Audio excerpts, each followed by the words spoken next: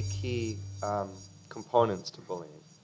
You know, a lot of times it can be hard to say, is this bullying or is this a normal kind of conflict moment? On somebody. You know, because there's going to be, you know, kids will have conflict in the course of their lives, and we can't sort of guard against all of that. So it's helpful to try and determine like where it falls. And so I would say, you know, you can look at it from this context. If there's an imbalance of power, so if the sort of teasing, the name calling, whatever it happens to be, if it comes with an imbalance of power, that means one kid has more social currency than the other, more friends, is more popular, possibly there you can get into class, things like that, but generally it's social currency.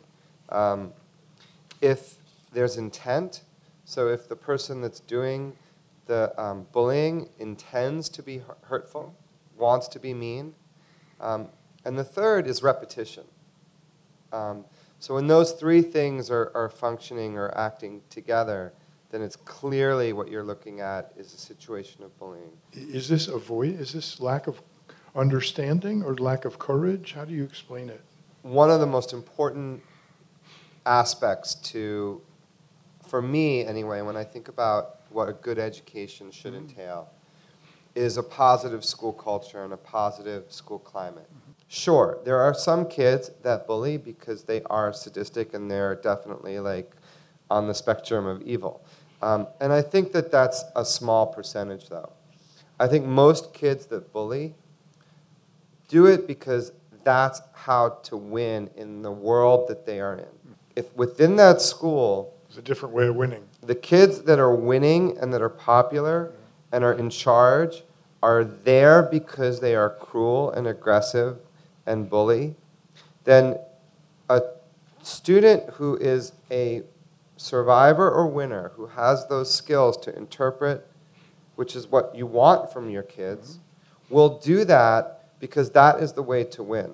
Everything that we do is designed to pivot people that become interested in the bully project, interested in the issue of bullying, into equipping them to address social and emotional learning as a pathway towards change. Does bullying do permanent damage? I think so. What is that damage? I think that for a lot of kids, whether you're bullied, whether you're a bystander, whether you're a bully, it's their assuming they don't come from an abusive home, it's their first encounter with violence. That's pretty significant. Like, where we meet violence for the first time, I would say in some ways lines us up for who we are in the face of violence for the rest of our lives. And whether we have the skills to respond, the skills to adequately try and defend ourselves or defend someone that's experiencing it. You know, kids don't, unfortunately, because there's so much silence and shame attached to bullying, they are not the best communicators about it, oftentimes. And sometimes what happens too is like that they will communicate about it, and then this is, I can speak to like fathers and sons. Like the father might say, well, just give him, just punch him.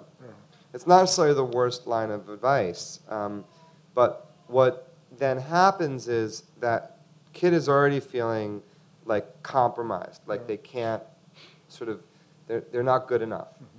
And the last person they want to get judged by is their parents. How do you avoid bullying back the bully?